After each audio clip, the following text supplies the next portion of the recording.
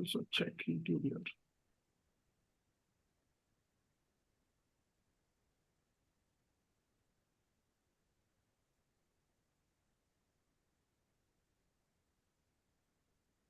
Yeah, we are live. Awesome. Great. Thanks, Prof. Okay, folks, good evening, everyone. I hope you can hear me on YouTube. If you can just quickly confirm on chat, this is like standard protocol that I have to do with every session. Just quickly confirm on chat if the audio video is clear, and then we can get started.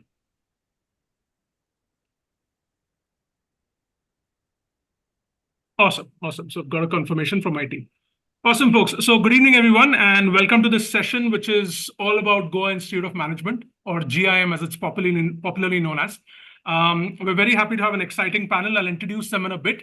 But just to give you some context about the session, the whole objective of this session is for you to get really good insights into GIM as a business school, right? So we're going to deep dive into various aspects. We'll talk about admissions, we'll talk about academics, placements, of course, selection criteria, and many other aspects.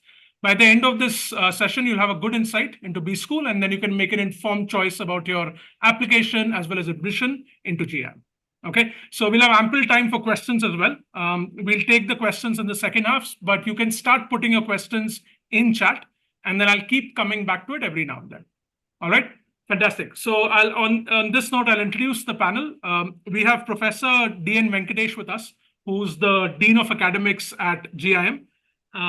He is also a senior professor of organizational behavior and HRM at GIM. He has 30 years of experience in diverse leadership roles, managing 10K employees globally, and he focuses on HR engineering and policy redesign. Okay, so we're very happy to have him here. Thank you, Professor, for taking out the time. Awesome, awesome. Along with Professor Venkatesh, we also have three brilliant students from GIM. I'm always happy to interact with students as a teacher. So I'm just going to quickly introduce them. We have Kishore. I'll go with the order that's on my screen. Kishore is a civil engineer. He has 5 years of experience with L&T before joining GIM. All of them are first-year students.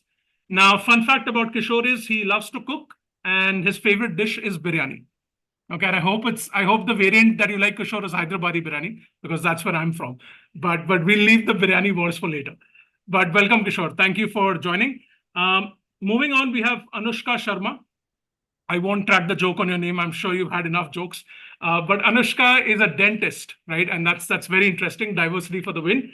And Anushka is pursuing her MBA in healthcare management at GIM. She's also a first-year student.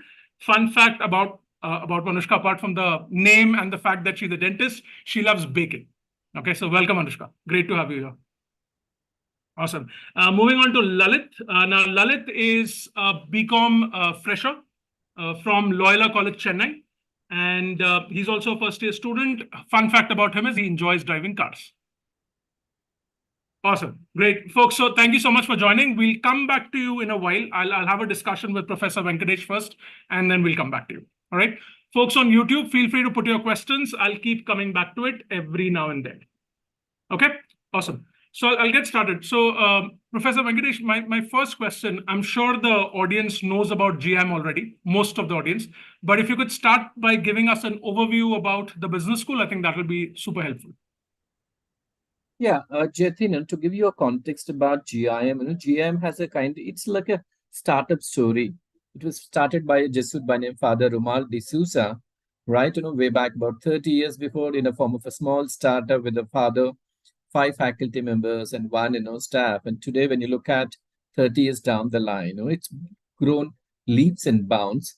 Today, we are an institution which offers a spectrum of full-time programs, right? We offer executive programs, both in terms of online MBA programs. We offer executive learning programs, and then, of course, a PhD program.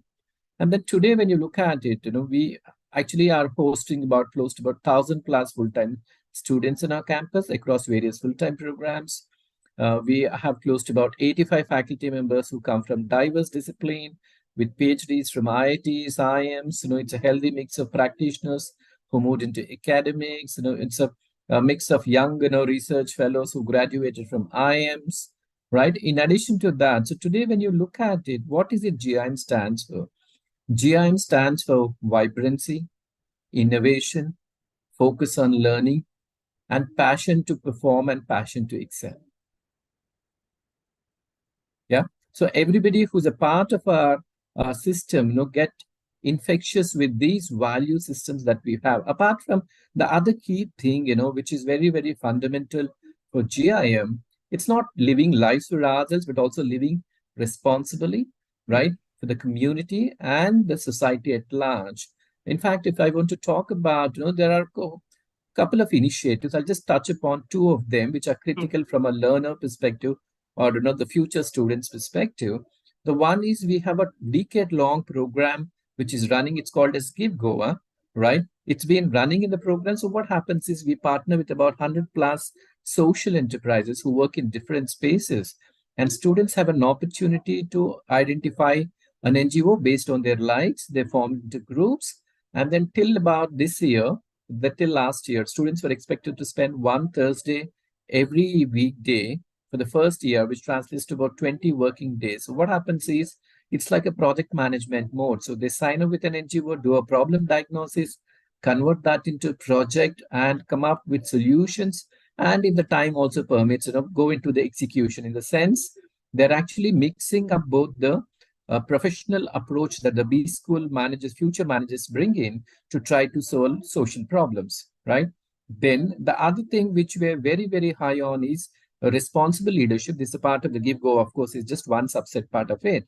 Then we are also, as an institution, we realize today business has to behave far more responsible. It's not only about the top line and bottom line, but a business organization is also like a corporate citizen. It has a responsibility towards the society and the larger ecosystem, which means mother earth at large. So we actually we thought to let the charity begin at home. So there are a whole lot of sustainability initiatives that we have done at GIM. There are two major centers that we have: Centers for Social Sensitivity in Action, and then Center for Excellence in Sustainable Development. While the first one focuses on all other aspects of sustainable development minus the environment, the second one focuses on environment, right? So in fact, GIM has got a lot of accolades both in academic circles and corporate circles, right? 45% of our energy needs are drawn from the solar energy, right? With the innovative financing model, right? Which is basically a satellite kind of a model that we've figured out, right, to get into the green energy. Things like zero plastic, water conservation, water recycling, you name it, we have done it all, right? And GIM is a part of a prestigious global body called as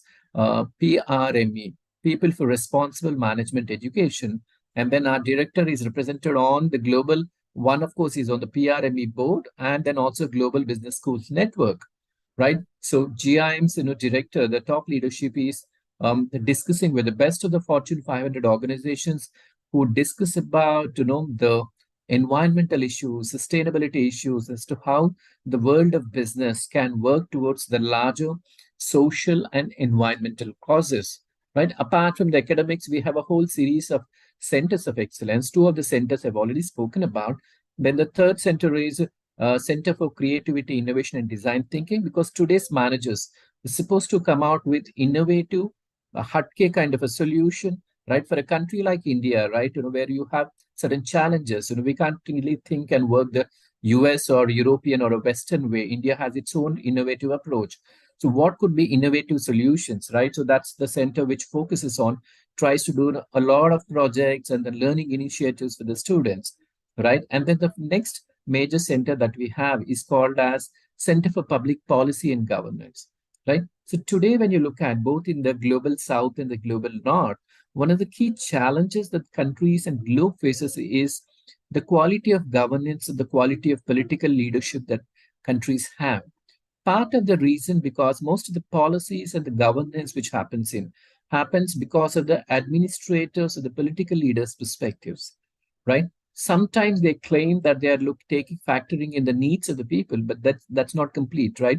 So we, as a B school organization, we thought of bringing in the concept of responsible governance from the political leadership, right? So this particular center critically analyzes different policies that the state and the national governments are creating in multiple spaces to improve the quality of governance. give qualitative feedback, also looks at the gaps in terms of the policies, both the existing and policy gaps which call for new policies, and create kind of forums where the policy makers, the civil society can, and the academics and the researchers can come together, have those dialogues, right? For example, the India Infrastructure Report, which the next report is under the offing, it's written by the center chair, Professor Sebastian Morris, who's supposed to be a veteran in this space, right? And then the report has been submitted to the ministry, the central government ministry, and then which should get adopted. Then we also have another center called as Center for Excellence in Research, because one of the key things that we are focusing on is typically the world of academics and then business, there's a kind of a gap, right? Here at GIM, our focus is very clear. Whatever we do in terms of academics or research needs to have a social relevance. We measure on something called as a social impact, right? So this particular center tries to look at the research being done. Are they aligned to the vision and mission of the institution? Are they aligned to the larger goals like the Sustainable Development Goals of the UN, right? And then more importantly, is this piece of research helping the world of business or the society at large in terms of social impact, right? And in a sense, GIM has, thanks to its, legacy of 30 years, today we have about 6,000 strong alumnus. About 40% of them are spread across globally, right? Across US, Europe, Singapore, Canada, Hong Kong. So there's a strong alumnus network, right, who bring in a lot of vibrancy into their business practices, their mentoring to the students who are on the campus, right? Plus, on an average, we have close to about 200 business leaders visiting our campus in different formats. The leadership talks, the panel discussions, mentoring, right? Or as visiting and guest faculty, trying to bring in the industry practices. Right. And then to make sure that the students don't really bring in a kind of a gap, what we tend to do at GIM is we have a concept of continuous improvement, what you've seen it in the industry. So what we tend to do annually as a collective body of faculty is we try to revisit what has been the curriculum in the preceding academic year, what are the environmental changes, right? And then we also believe in multi-stakeholder feedback. In the sense, what we've done here is we've created a body called as Students Academic Advisory Groups, right, for each of the programs. So this set of students, when they go through a particular quarter or at the end of the year and at the program, at all these touch points, they look back, a review as to what is their learning experience, right? And the learning that they have got, see if there are any gaps that we need to plug in or improvise as a system. That feedback is shared with the faculty and then the program chairs and the academic leadership, so that those improvements are taken care of. Then, of course, we also have multiple formats called as board of studies for each of the program, which is a healthy mix of industry leaders, veterans, top academics from IITs and IIMs, right? Bureaucrats who actually review what is the kind of program that we are designing and running in, how it can be improvised. Then we have the area advisory boards, which is again a mix of industry practitioners.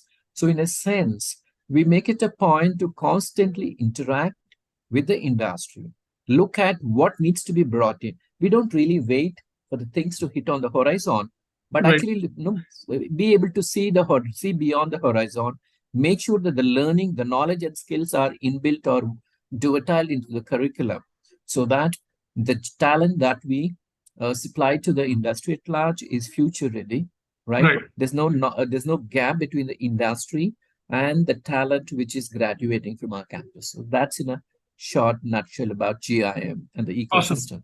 Awesome. Thank you so much, sir. I think these are great insights, especially around the centers of excellence that you mentioned.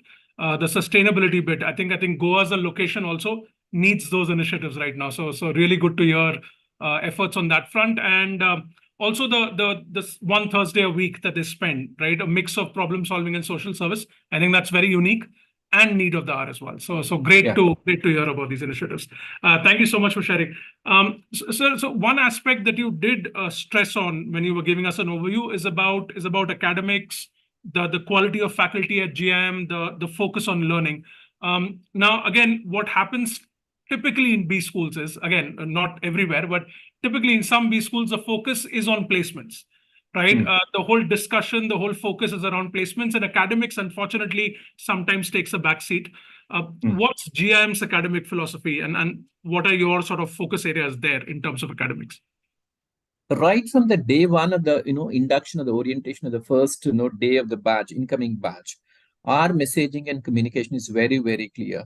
Stay focused on learning, stay focused on the knowledge and skills. There are opportunities aplenty which will come your way. Right. The reality is, on an average, you have close to about 100 brands which knock on the doors of GIM seeking for talent. Somebody could be a part of the GIM ecosystem, right? You get an invite, right? Number one, but then you need to be deserving for that invite, which means there's nothing like laying and taking back. So that's something that we tell to our students. You take care of the knowledge and learning, right? Your careers and your dreams will come true automatically. Okay. Awesome. Good to hear about that. So as a teacher, I think that makes me very happy. The whole focus on the academic rigor that's there, and also the faculty base is also pretty diverse and huge at GM, right? I think you mentioned around 85 faculty members. That's right. Right, which is one of the highest among the B schools that we have currently. Okay, that's great to hear that, sir. Thank you. Now, sir, again, the favorite topic, right? Placements that usually will come up, I'm sure, in chat as well. But if you can just talk to us a little bit about it, maybe share some data around the batch that passed out in 23. If you could just give us an overview, I think that'll be helpful. Sure. While the most of the details are in the public domain, but just to reiterate, I'll give you the stats across the programs, right?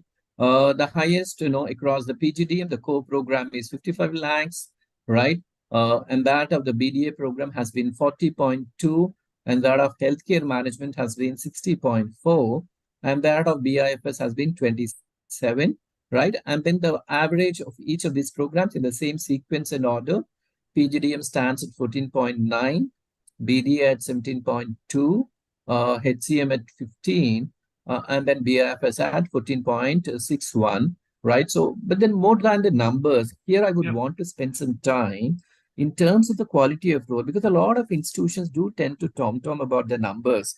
But the reality is, getting a first job is not the end of the career. That's just the beginning of the life for a student, right? So what happens thereafter? That's a real story, right?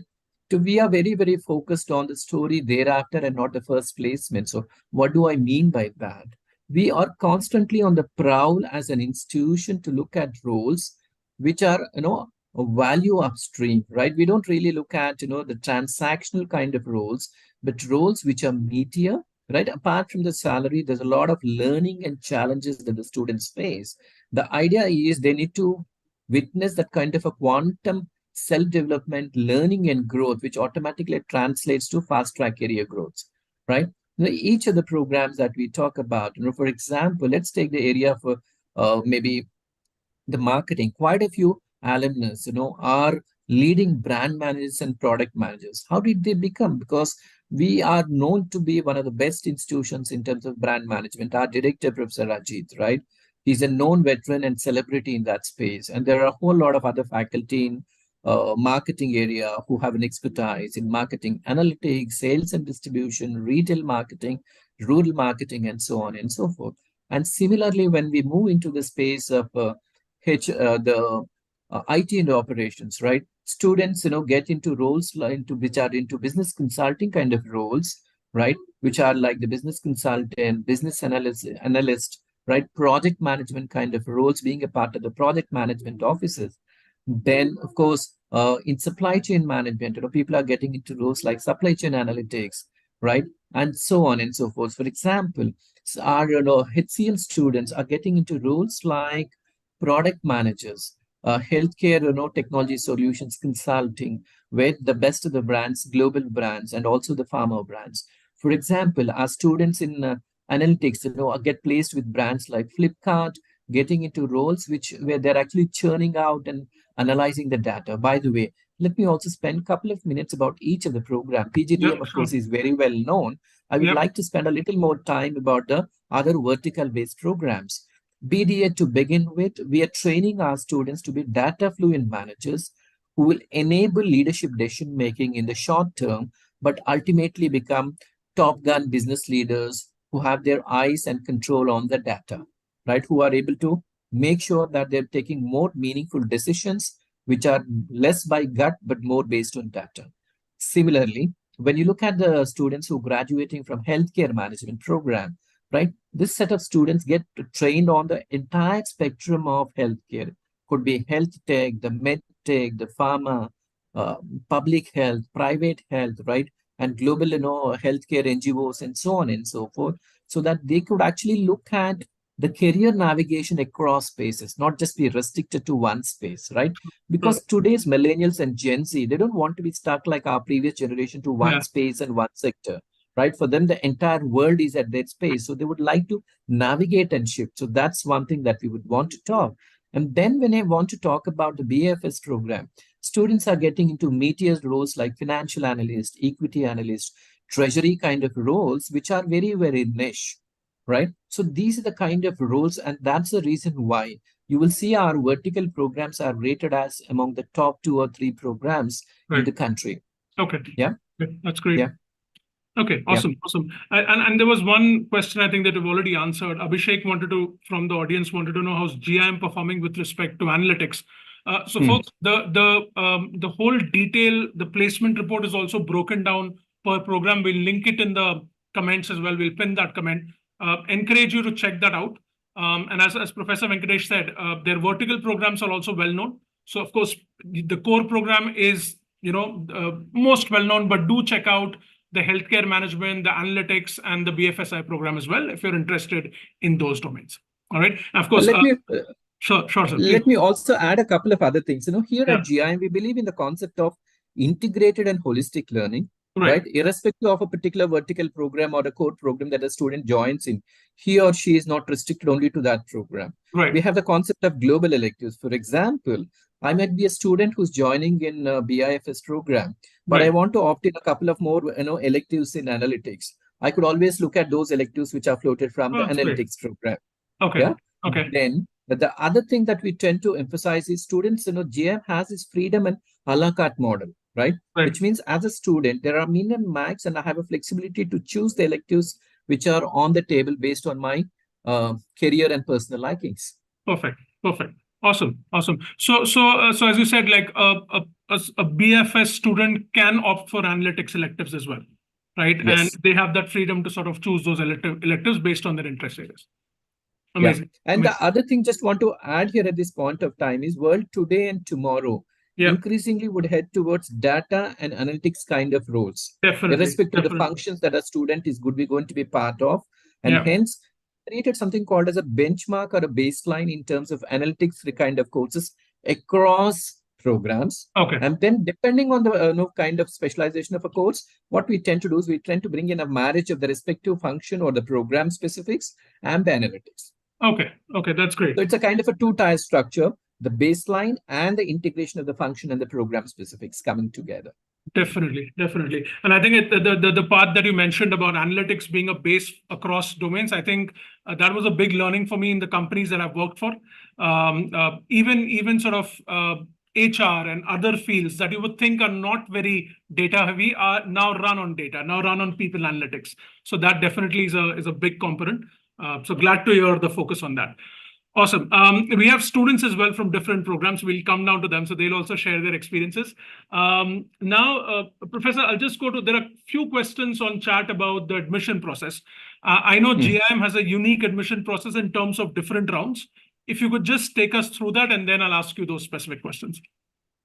Great. Jatin, to give you a flavor, for us, GIM, we're very, very clear that the talent that we admit, the definition of talent can be multidimensional. A lot of institutions are stuck with the ZAT and the CAT kind of scores. Here, what we say is there could be a person who could have a talent. For example, a talent could be graduating from the premier technology institutions, right? Somebody who's worked in extremely kind of a niche kind of a roles. Somebody who's actually done a lot of entrepreneurship of starting a startup, right?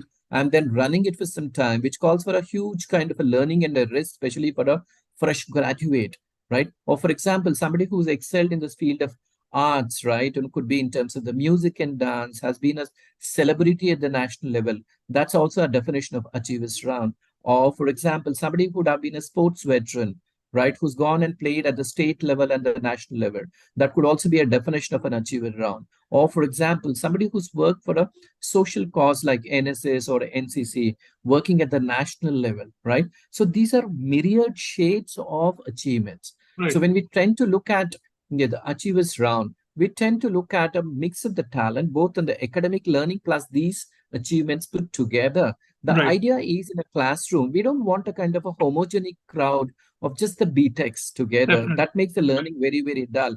We want to bring in a diversity of thoughts, talent into the classroom, because we are very, very clear. A lot the corporate world today is extremely focused on DEI, diversity, equity, and inclusion. Right? There are Definitely. multiple definitions of DEI. One of the key dimensions of diversity is diversity of talent in terms of the skills, the thought process, the orientation with which they come from, right? And that's the reason why we want GIM to be a crucible where we attract and nurture this kind of a diversity in the classroom. Right, right. I can imagine a classroom studying with peers who are achievers in sports. At the same time, you have performers from arts, you have academic achievers, social service. I think that must be a very vibrant classroom. So really good to hear that, and I think that stands out for GM. The achievers round is something which is very unique about GM and very exciting as well. I'll take one question from the audience chat, sir. Specific question. So Sayesh Naik wants to know. Sorry, not Sayesh Naik. I'll go to the other one. Yes. A person wants to know that they've gotten a call for the achievers round, but their CAT percentile is 71. Do they still have a chance to convert this call? These are specifics. I would suggest that they need to be in touch with our admissions team. Sure. They should be the right team to respond to that question, Jatin. Okay. Okay. So is there sort of a cutoff for achievers round as well, sir? Yes. There's a kind of a cutoff round for the regular round and a cutoff for the achievers round, given the fact that people will come with other priorities. So we look at a mix and match of both the dimensions. Okay. Okay. Awesome. So the person, I mean, your name is not displayed, but whoever is asking this question, please get in touch with the admissions team at GM, and they'll definitely help you out. One more question that Sayesh wanted to know again regarding admissions was, what is the spot offer process like for GM via elite round for BDA program? Again, very specific, I know, but any insights into that, sir, the spot offer process? Spot offer has its own set of screening criteria, and at the end of the process, the candidate is offered with a spot admission, right? Okay. The person can choose to agree and then get onboarded as a next batch incumbent student. Okay. Okay. So that's immediately once they appear for the interview, they get an offer then and there. At the end of the process. Okay. Okay. That's great. That's great to hear. Folks, at this point in time, I'll go to the students for a little bit. If you could just quickly tell us about I know some of you are from the admissions committee. If you can tell us about the application timelines, I think that'll be super useful for the students who are listening to us right now. Yes, sir. Can I tell? Yeah, go ahead, Lalit. Go ahead. Okay, sir. So the final deadline for the GMAT and ZAT applications is on Jan 2nd. So the other deadlines for early bird and achievers round and CAT application deadlines are already over. Right. So the final deadline for the applicants to apply for GIM through ZAT or GMAT is on January 2nd, 2024. Okay. Okay. And January 2nd, this would apply to CAT as well, Lalit, or CAT is done now? CAT application deadline is done, sir. So okay. Students can apply only via ZAT and GMAT. Okay. Okay. All right. So folks, we'll put that information and the link in the description, in the comments box as well. 2nd Jan is the deadline for ZAT and GMAT. So if you're considering GM, do apply as soon as possible. Don't wait for the last minute. Okay. Awesome. Now, quite a few questions about cutoffs, right? I mean, this is a common question that comes up. They want to know the PGTM cutoff, the core cutoff, and also cutoffs for BIFS. If we have any insights around that, I think that'll be great.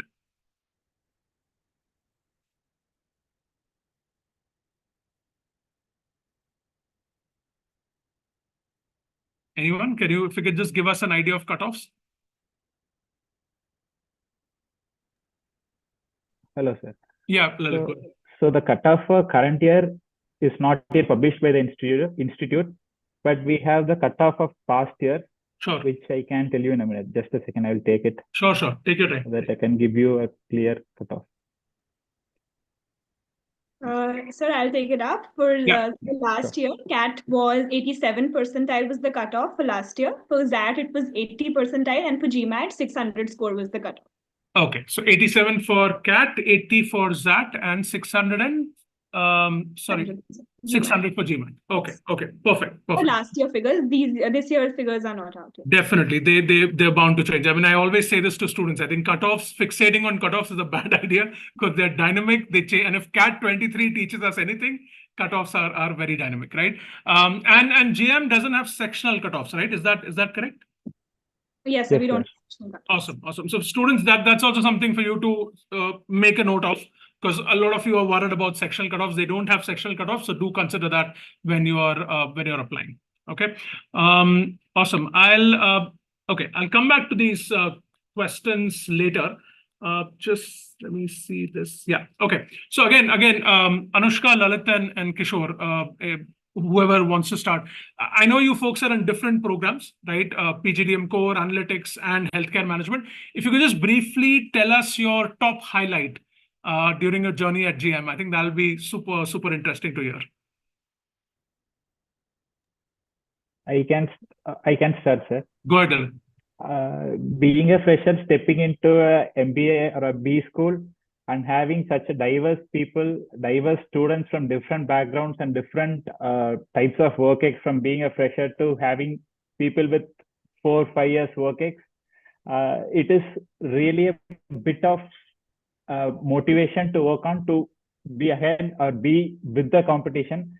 So first few days, it was a bit difficult for me to just run with these guys, but later on when we understood what should be done, how we should prioritize our time, how we should manage our time, which tasks should be completed first, which task can be done at a later stage, understanding and identifying those stuff and making changes to our lifestyle which suits the B school was one of the learning which I understood, which I learned being in a B school for like past 6 months. That's great. That's great. I know what you're talking about. As a fresher, it's always a little bit of hesitation, right? Because you see folks with, let's say, for instance, Kishore has 5 years of experience in a top company. But I'm sure what you lack in experience, you match up with energy, right? Yes. And lots of others. I think that there's always value in freshers that freshers bring in. On this topic, sir, or any of the students, in terms of fresher intake, because freshers are often worried about this, that they're at a disadvantage when it comes to admissions. In terms of the batch split, how does it look like between freshers and work experience folks? Typically for us, in terms of the breakup, Jatin, it's like, maybe close to 50-50. It could vary from program to program. Okay. Right? It's a healthy mix. We are very, very conscious that the classroom has to be a mix of both the experience. The experience could vary between 12 months to about 40 months, depending on the kind of profile that the students come with. Why do we do so? Because typically in a B school classroom, as faculty, when we are facilitating, right, it's not just the case studies, right? We want the real life experiences to be brought in, right? Sure. So while the freshers bring in a fresh perspective of questioning and challenging, right? And then trying to look at things from a completely a fresh slate kind of a perspective, those with experience would be able to bring in and relate to the past experiences that they've had. Right. So which means the students in the classroom, when they do multiple class projects or they're discussing on any particular topic, they tend to get these perspectives, right? And then the synergy between the freshers and the experience makes the discussion and the learning pretty vibrant. Definitely. And insightful and rich from a learner perspective. That's great. That's great. Great to hear that, folks. So freshers, you don't have anything to worry about as far as GM is concerned. It's a 50-50 batch split across programs. So, definitely you can put that worry to rest. All right. Great. And just to add on one more thing there, when we try to create these classes, for example, if a program like PGDM has about, 5 sections and then BDA has 2 sections and so on and so forth, we make sure that each of these sections has a healthy distribution of experience and the freshers, so that there's no lopsided distribution. That's a strategically taken chance. Second thing is, as faculty, we also, when we create our groups for multiple tasks as a part of multiple courses, we make it a point that these groups are a healthy mix of both the freshers and experience, because we don't want any group to be disadvantaged for lack of having somebody in the group who brings in that expertise. Definitely. Awesome. That's Right. great to hear, And sir. then also the other thing is, maybe other point of worry that the freshers might have is, how would it impact my summers? How would it impact my finals? Right. Yeah. That could be a key question at the back of the mind for most of the freshers, right? And even the experienced guys, both the sides have their own questions, kind of concerns. Will I be at a disadvantage? Will I be at an advantage? And so on and so forth. The reality is, corporate world, as I was talking about a couple of minutes before, wants a sense of diversity, right? Freshers bringing that fresh perspective when they're onboarded either in internships or the regular jobs, full-time jobs at the end of the program, while the experience bring in their expertise. There are organizations we know which bet more on freshers. There are organizations which bet more on experienced, right? It depends on the HR policies and then the hiring policies of hiring of talent by different organizations. World at large, the business world looks at both the talent pools with equal, kind of weightage. Definitely. Awesome. That's good to hear. So I think both the groups, right? And freshers know that, as Professor said, the folks with work experience also have their own concerns, right? But as Professor Venkatesh said, it's equal. There are certain companies which will prefer freshers based on their requirements. There are certain companies that will prefer work experience folks. Awesome. On that note, I'll go to Kishore. Kishore, I know you have 5 years of work experience with L&T. The students have this concern sometimes. If I cross 3, my placement chances get limited. What do you have to say about that? And how was your experience being at GM? Yeah, I was about to interfere when Lalit was also speaking. Like he was worried about the seniors who had their work ex guys, those and all. Even I had the same fear when I was getting into the curriculum. Like these freshers are getting shortlisted and they are having their questions bounded in the classroom itself. Like they'll be as Venkatesh sir pointed out correctly, they'll be giving out so many questions. They'll be having so many questions in the class. By the time I felt like, oh, what is this? Where am I? Like that questions I had in my back. But I could feel like I was learning out of those questions. Like even I'm spreading out my boundaries. Like I'm getting so many answers from their questions. That was the first benefit I was getting from the class, which was distributed with the diversity and those things and all. And after that, to say about the fear of the people who had, even I had the same fear when I was joining the course, but not now.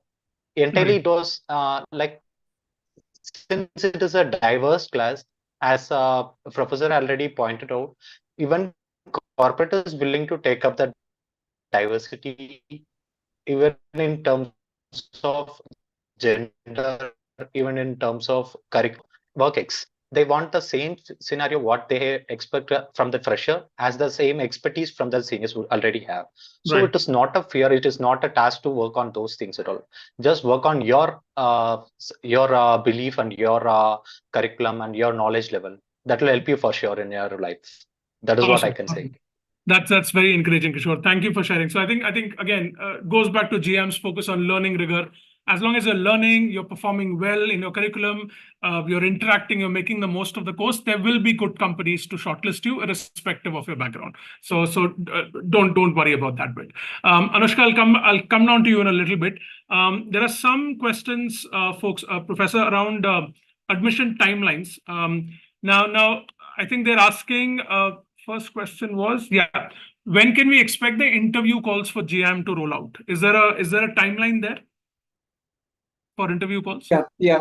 So typically what happens, Jatin, the admissions team would actually structure a kind of a calendar with regard to the admissions process, right? There's a kind of a structured calendar where we start with the achievers, then we move on to the elite round and the regular round. So there are, schedules which are there. And then what happens is, as and when the admissions team freezes up the dates, right? I don't want to divulge them because for obvious reasons, that as and when the admissions team firms up, for the candidates who are already shortlisted, they would, come back. And then if there are students who have not got a call and they don't really have to get worked up, all that they have to do is ping in the admissions team and say that, hey, I'm either I have got selected, got an invite or not invite for a particular round. What next? Admissions team would be more than willing to share the tentative dates. Awesome. Right. Awesome. And then we are very, very kind of a student-centric kind of a campus. We believe that at any point of a time, a student should not be holding back to ask questions or queries, be it as a part of the admissions or even after they get onboarded.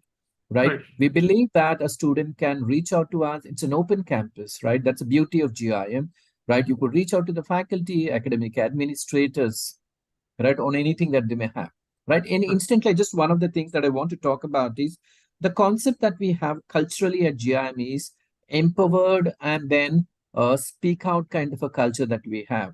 Why? Okay. Because tomorrow's leaders are supposed to be vocal, right? Call a spade as a spade, and then be able to connect with both the internal and external stakeholders, right? So how do we make it happen? It happens through multi-dimensional way.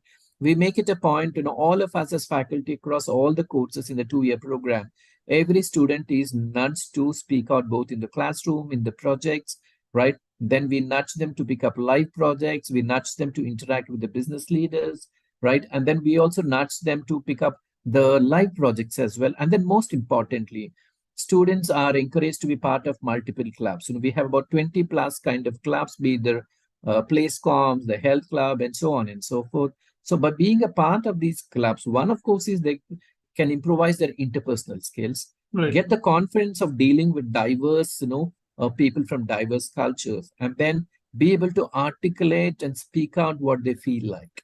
Right. Right. Okay. Okay. Yeah. That's great to hear. That's great to hear. And I think that is, especially in today's competitive corporate world, I think it's important, right, to voice out, and the visibility aspect, the contribution aspect, I think really matters. So that's great to hear.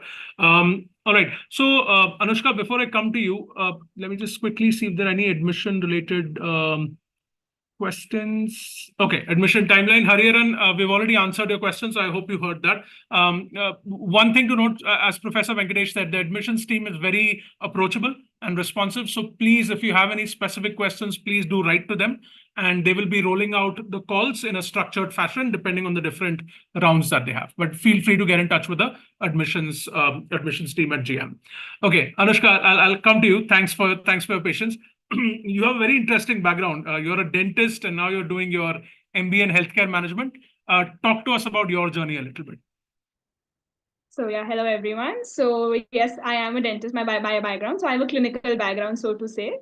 So definitely pursuing an MBA was a very different choice. So I was looking to diversify my career options. So that is why I chose an MBA in healthcare management, and GIM being the best at healthcare in the country. So that's why I wanted to be. So here I was here to just diversify my career options, learn a lot of different skills. And that's what my experience has been so far. I'm 2 terms into the course, and it's a mix of all leadership skills, problem solving, critical thinking, all of those well-rounded skill set.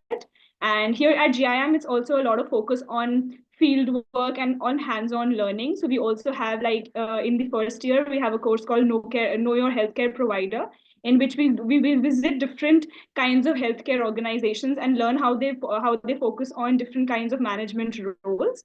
So it's all divided in terms. In the first term, we visited private hospitals. In second term, we visited government institutions. And in the third term, we'll be visiting the pharma industry. So the focus on hands-on learning and how fieldwork works, and to understand it on the ground level, is it helps a lot, and it helps to develop a well-rounded skill set with the management roles that are all offered here.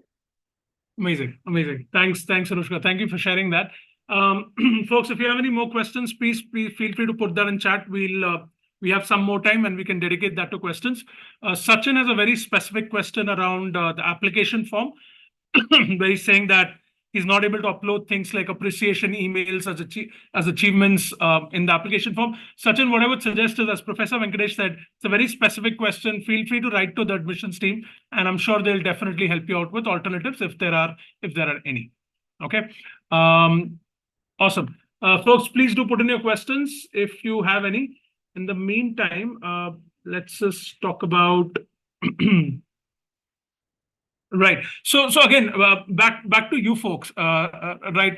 Lalit, Kishore, and Anushka. Especially, let me come down to Lalit. Lalit, you're from Chennai, right? I am from Coimbatore, sir, but I did my undergraduate in Chennai. You did it from Loyola College, Chennai, right? So yes, how yes, it was quite a, I mean, there are some students who are concerned about that, right? From moving from the south to Goa, it's a totally different environment. How has your experience been so far in terms of adjusting to the environment there and the campus and stuff? I get it, sir. Even I had that fear of moving from south to north, actually.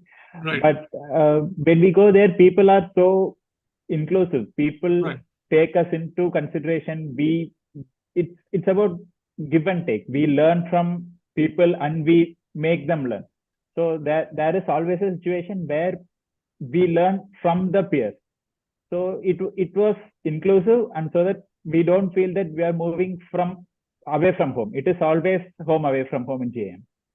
Okay, that's great. That's great. I'm glad to hear that. I think this will help. And Sorry, Professor. Jatin, Yeah. just to supplement what Lalit was talking about, GIM is like a mini India. At any point of time in any of the batches, typically we have a representation from around 25 states in the country. Okay. Right, because for awesome. us, the focus that we have here is today our students, whether they work in the country or globally, cross-cultural connect, comfort of relating to people from and geography. Thankfully, India has a rich cultural diversity, right? Unlike some of the other Western countries where you start with one language and one culture. So since India is a rich kind of a culture, that's the reason why we make it a point to do a kind of a massive outreach. So what we tend to do is, while we have a broader representation, if we feel we need to enhance, for example, places like Northeast, where we feel we want to outreach there, right? We go ahead and then make a couple of outreach programs to make sure that we attract more and more talent, right? One of the key learnings or takeaways for the students is when they step in, they come in maybe as a Delhiite or a Mumbaikar or a Gujarati or a Tamilian, but when they go out as GIMites, right? Who have a flavor of India in them. Amazing.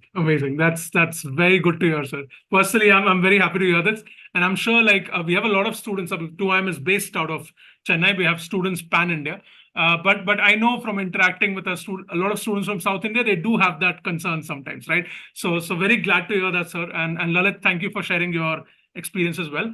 Now there are a couple of specific questions, sir. Let me know if you want them to reach to the admissions team, but. Okay, Sandeep, you're asking about the cutoff. We did cover that.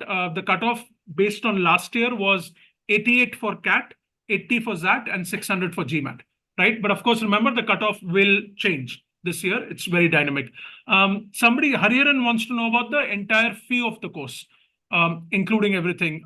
Is this something that you folks can share? I'm sure this information is available on the website as well. But Okay, awesome. So Hari, we'll give the link to the website. You would know as well in the comments, and you can check out the details there. Okay, all right, fantastic. I think we are those were the questions that we got on YouTube. Thank you so much, Professor Venkatesh, for taking out the time. I think it's been a brilliant session. The insights around academics, the insights around centers of excellence, the inclusion at GIM, all of that has been fantastic. Thank you so much for sharing. Kishore, Lalit, and Jatin, yes, sorry. Jatin, a couple of more things that I want to add, just for the benefit of the learners. We also have strong, international learning part. Sure. So what happens is GIM has partnership with close to about 30 global, universities and institutions.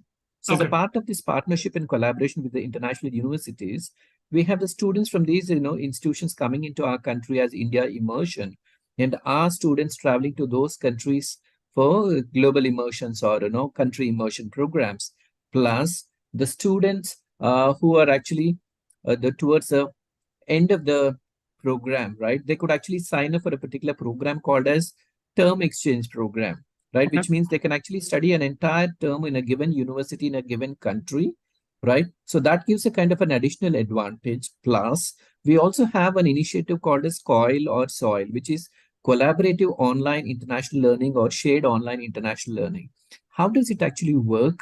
What happens is students and faculty from both across campuses, across countries, faculty can join up, float a kind of a course, so which means a particular course can be anchored by 2 different faculty in 2 different institutions in 2 different countries, while the students could be 2 cohorts, one from India, and maybe if there are 2 more than one country, there could be 3 different nationalities sitting in a classroom on a topic, right? And then what happens is when we try to create the project groups would be a mix of 3 nationalities, right? So the students, when they go through this kind of a learning, they get a cross-country, cross-cultural kind of learning insights as well. Awesome. Awesome. That's great to hear. And this international exchange program opportunity is available to all the students. It's available to all. So what happens Right. is we have a team called as International Exchange Team. Whenever Okay. there are opportunities, they're massively advertised in the internal GIM family or ecosystem. Students are encouraged to apply, and based on the screening criteria, right, the faculty from the exchange team would screen, would interact, and do a coaching and a counseling for the students. Then the student is shortlisted, and then we facilitate the rest of the process of visa application and so on and so forth. And That's then great. the toppers in the programs would also get a financial assistance as well, partly for these exchange programs, so that the financial burden need not necessarily be only on the student, right? If Right. they're already toppers, right? Some of the financial burden gets supported in the form of scholarships. That's great. That's great. So one more incentive for students to learn and do well in the course at GM. That's great to hear. Awesome. Then yeah. two more things that I want to talk about. In terms Yes, of sir. the learning excellence, what we have is called as toppers, right? So what happens is at the end of every term and year, we pick up the top, percentile of the batch or the cohort, right? Right. And then we give them citations and certifications as the toppers, right? Okay. By being a part of the toppers, they get access to multiple learning opportunities like interaction with the visiting top leadership, be a part of the academic discussions, and so on and so forth. Okay. That's Okay. another advantage which comes in. And at GIM, we also believe that students based on the background can be the top performers or the mid performers or the bottom performers. We don't really leave them in their space, but then we make it a point to do a kind of a reach, which means there are exclusive supportive learnings for the toppers, for the average performers, and the bottom performers. And we have Awesome. an initiative called as a faculty mentoring program and the alumnus mentoring program. Okay. They know every student, when they join in, they get assigned to 3 or 4 students, get assigned to one faculty. That faculty is a go-to faculty as far as the student is concerned.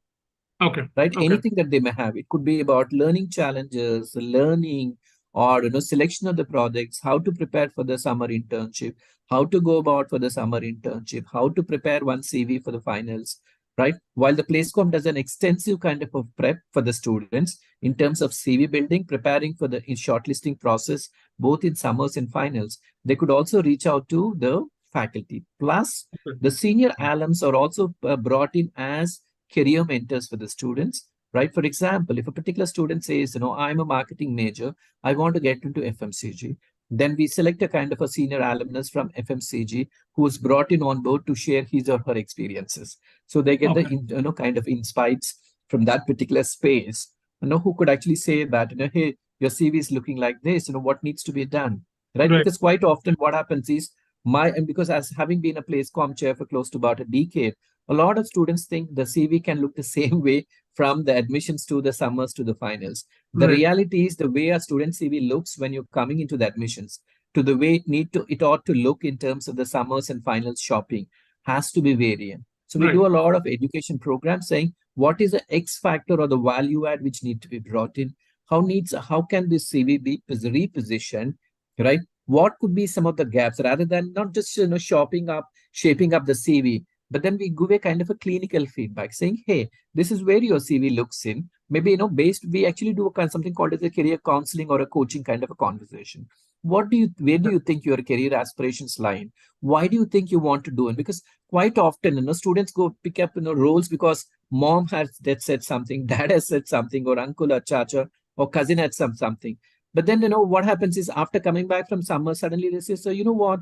I picked up the finance, but then that's not my cup of tea. Can I move into marketing? Yes, you can.